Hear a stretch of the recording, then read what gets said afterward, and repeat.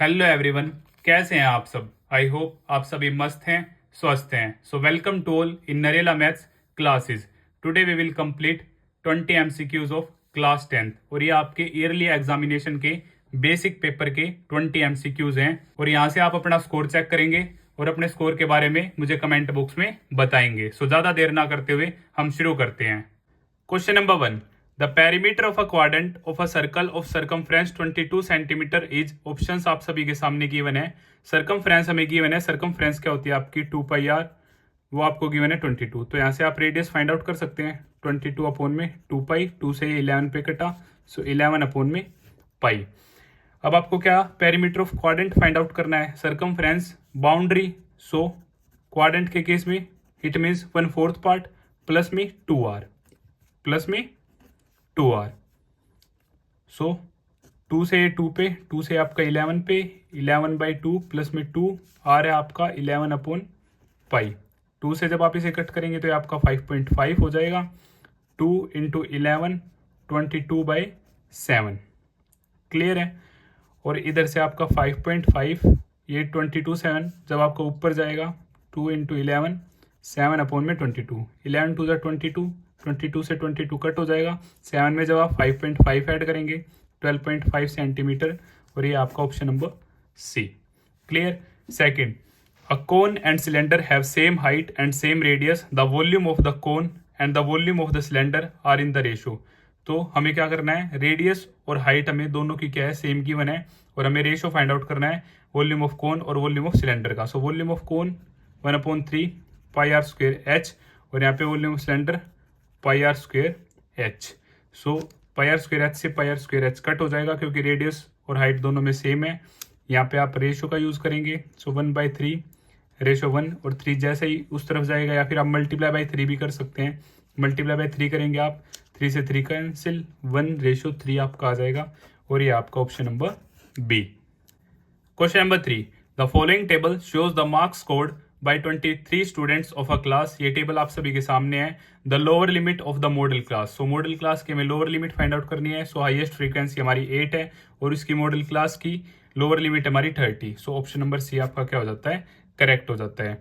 For a distribution, question number 4 में mean आपके पास 15 है, मोड आपके पास 12 है, आपको मीडियन फाइंड आउट करना है। तो इसमें हम एम्पेरिकल फॉर्मूले का यूज करेंगे।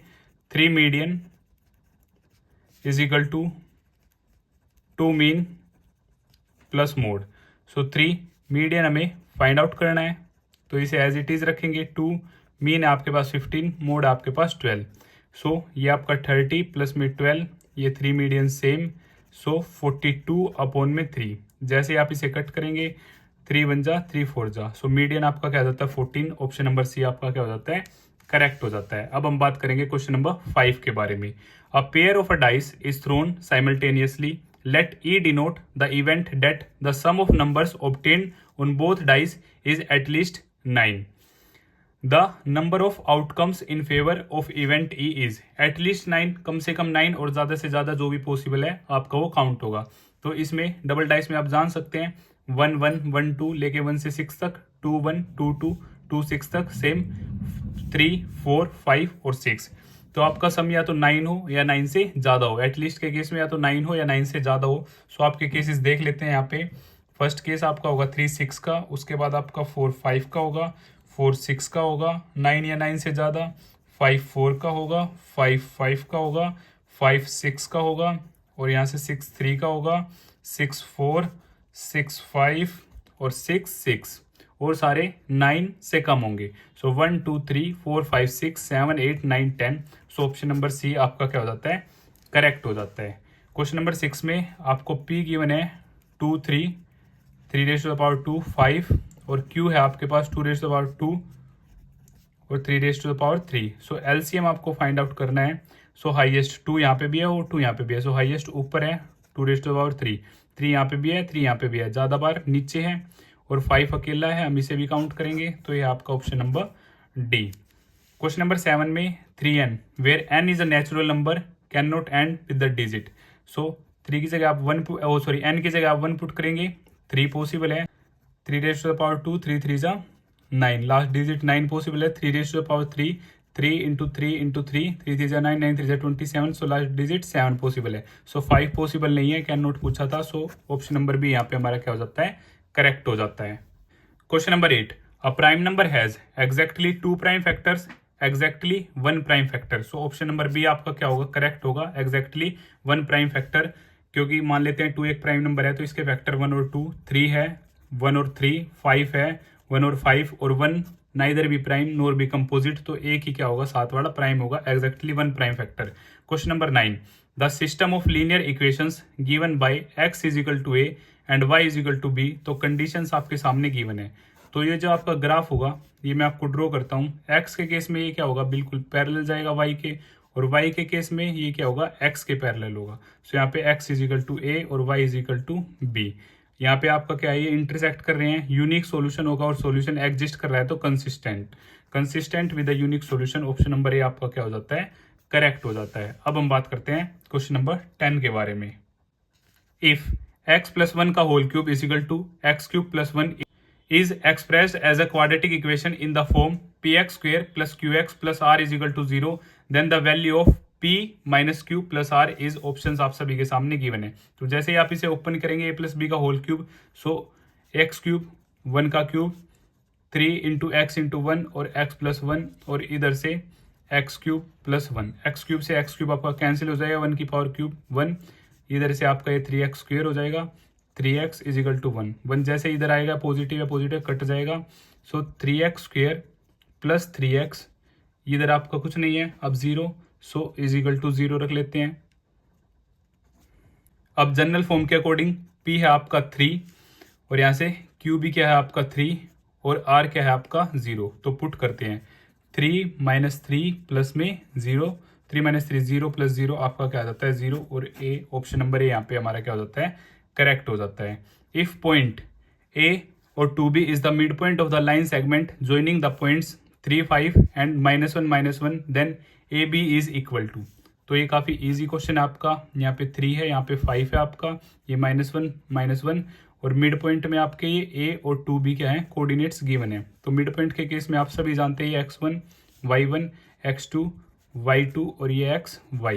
सो x is equal to x1 plus में x2 अपॉन में 2, y के केस में y1 प्लस में y2 अपॉन में 2। सो x है आपका यहाँ पे a 3 प्लस में -1 अपॉन में 2, सो यहाँ से 3 -1 अपॉन में 2, 2 अपॉन में 2 काटा जैसे ही आ जाता है आपका 1। सो y के केस में भी सेम 5 -1 अपॉन में 2, सो यहाँ से 5 -1 अपॉन में 2, सो 4 अपॉन में 2 काटा तो आपका क्या आ जाता है 2, 1 और 2 आपका क्या है, option number A. Sorry y जो था आपका क्या था, 2b था, so 2b is equal to 2, b की वैल्यू 2 अपॉन में 2 क्या आ जाती है 1, सो दोनों ही 1 1 है, तो ऑप्शन नंबर डी करेक्ट है, ना कि आपका ऑप्शन नंबर ए करेक्ट है, क्योंकि y यहाँ पे हमारा 2b था वो हमने नहीं देखा था, और हमने a और b की वैल्यू ही फाइंड आउट करनी थी। Question number 12, the distance of point -3 4 from the y axis is. So y axis के केस में आपका x वाला आंसर हो जाता है, और x एक्सिस के केस में आपका y वाला आंसर हो जाता है, तो यहाँ पे आपका -3 हो जाएगा x, और यहाँ पे भी आपका डिस्टेंस क्या होगा, पॉजिटिव होगा हमेशा, तो ऑप्शन ए करेक्ट ना होके आपका क्या होगा, ऑप्शन नंबर बी, क्योंकि डिस्टेंस हमेशा आपका क्या होगा, पॉजिटिव में होगा। आपका अगर नेगेटिव में है तब भी आप उसे क्या लेंगे, पॉजिटिव में लेंगे। सो यहाँ पे आपकी x की वैल्यू क्या है -3, बट आप उसे पॉजिटिव में लेंगे, तो ऑप्शन नंबर ए ना होके आपका क्या हो जाएगा, option number B. Question number 13, the value of theta for which sine 2 theta is equal to 1045। तो ऑप्शन नंबर सी क्या होगा, यहाँ पे आपका करेक्ट होगा, क्योंकि 45 की आप 2 से मल्टीप्लाई करेंगे तो sine 90 is equal to 1045, sine 90 भी आपका 1 होता है, 1045 भी 1, तो ओनली 45 के केस में ये दोनों क्या होंगे, इक्वल होंगे। Question number 14, which types of triangles are always similar. So right angle triangle, acute angle triangle, isosceles triangle, equilateral triangle. तो ये आपका काफी इजी है, इक्विलेटरल ट्राइंगल्स क्या होंगे आपके, ऑलवेज सिमिलर होंगे। Question number 15, what value of x and y will make triangle ABC similar to triangle QRP in the given figure। ये आपके पास फिगर्स गिवन है, ट्राइंगल ABC आपका सिमिलर है ट्राइंगल QRP के, तो यहाँ से मैं लिख सकता हूँ AB अपॉन में QR, AB अपॉन में QR, और यहाँ से BC के अकॉर्डिंग क्या हो जाएगा आपका दूसरा RP, BC अपॉन में RP। सो AB क्या है आपका, AB है 2, QR है इधर से 4, BC है आपका क्या 2.5, और इधर से x, ये आपको फाइंड आउट करना था। सो क्रॉस मल्टीप्लाई कर लेते हैं। सो एक्स ये 4 क्या होगा आपका ऊपर चला जाएगा, ये 2 डाउन आ जाएगा, 2 से 2 पे 2.5 की 2 से हुई तो एक्स आपका क्या आ जाता है 5 सेंटीमीटर। ओके, एक्स की वैल्यू क्या आ जाती है 5 और एक्स की वैल्यू 5 सिर्फ एक में ही है तो ऑप्शन नंबर बी आपका क्या हो जाता है करेक्ट। वाई के लिए हम चेक भी नहीं करेंगे। Question number 16, how many tangents can be drawn from the point P on the outer circle to the inner circle in a given figure. So inner circle पे सिर्फ पॉइंट पी से आपकी 2 ही टेंजेंट आ सकती हैं। सो option number सी आपका क्या होगा correct होगा।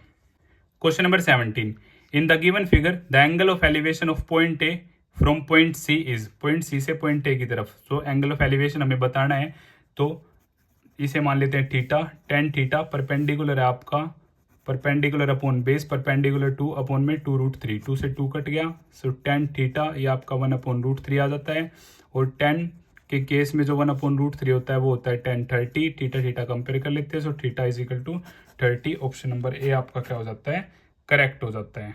अब हम बात करते हैं क्वेश्चन नंबर 18 के बारे में। The angle of the sector of a circle whose area is 1/8 of the area of the circle. यहाँ पे आपको फाइंड आउट करना है एंगल। सो सेक्टर के केस में थीटा अपॉन में 360 पाई आर स्क्वेयर और 1/8 किसके बराबर है 1/8 of the area of circle pi r square. So pi r square से पाई आर स्क्वेयर आपका कैंसिल हो जाएगा। सो थीटा यहाँ पे 1/8 360 उस तरफ से आगे आपका क्या हो जाएगा मल्टीप्लाई हो जाएगा। सो 360 अपॉन में 8, जैसे ही आप इसे कट करेंगे तो आपका जो थीटा होगा वो क्या आ जाएगा 45 डिग्री। सो थीटा आपका क्या होगा 45 डिग्री। आप चाहो तो कट करके भी देख सकते हैं। अब हम बात करते हैं 19th और 20th क्वेश्चन के बारे में, अजर्जन रीजन। तो ऑप्शंस आप सभी के सामने हैं, हम स्टार्ट करते हैं। क्वेश्चन नंबर 19, अजर्जन आपको गिवन है for an angle theta sec theta is equal to 1 tan theta is equal to 0 और रीजन आपके सामने गिवन है x sec square theta plus tan square theta is equal to 1। तो हम चेक करते हैं सेक थीटा और 1 की वैल्यू सेक में होती है सेक 0 पे। सो यहाँ से कंपेयर करते हैं। सो थीटा आपका क्या आ जाता है 0 आ जाता है। सो टेन थीटा 0 है और टेन थीटा 0 कहाँ पे होता है आपका 10 0 पे, तो यहाँ पे भी आपका थीटा क्या आता है 0। अब हम इन दोनों वैल्यूज को यहाँ पुट करते हैं। सो सेक 0 का सेक स्क्वेयर 0 प्लस में tan square 0 is equal to 1। So sec 0 आपका क्या होता है 1 होता है, 1 का स्क्वेयर यहाँ पे 0 का स्क्वेयर। सो 1 का स्क्वेयर 1 प्लस में 0 is equal to 1। So 1 plus 0 1 is equal to 1, ये दोनों इक्वल हैं तो यहाँ से दोनों ही मेरे क्या हैं ट्रू है। तो ऑप्शन नंबर ए हमारा क्या हो जाता है correct. Both assertion A and reason are true and reason R is the correct explanation of assertion A. तो अब हम बात करते हैं लास्ट क्वेश्चन नंबर 20 के बारे में। Every quadratic equation has 2 real roots. तो ये बात बिल्कुल गलत है। जब आपका टी नेगेटिव में होता है तो वहां पे आपके रियल रूट्स नहीं होते, नो सॉल्यूशन होता है। तो ये आपका क्या है फॉल्स है। A quadratic polynomial can have at most 2 zeros। तो ये बात आपकी क्या है बिल्कुल ठीक है। तो इस केस में आपका ऑप्शन नंबर डी हो जाएगा। असर्जन ए आपका फॉल्स है बट रीजन आर आपका क्या है ट्रू है। और इसी तरह हमारे सभी एमसीक्यूज कंप्लीट होते हैं। और आपको फिर भी कुछ डाउट है तो आप मुझे कमेंट बॉक्स में बता सकते हैं या फिर आप मुझे 9560024787 पर भी मैसेज कर सकते हैं। और अगर आपको यह वीडियो पसंद आती है तो इसे लाइक शेयर एंड सब्सक्राइब करना ना भूलें। Thank you.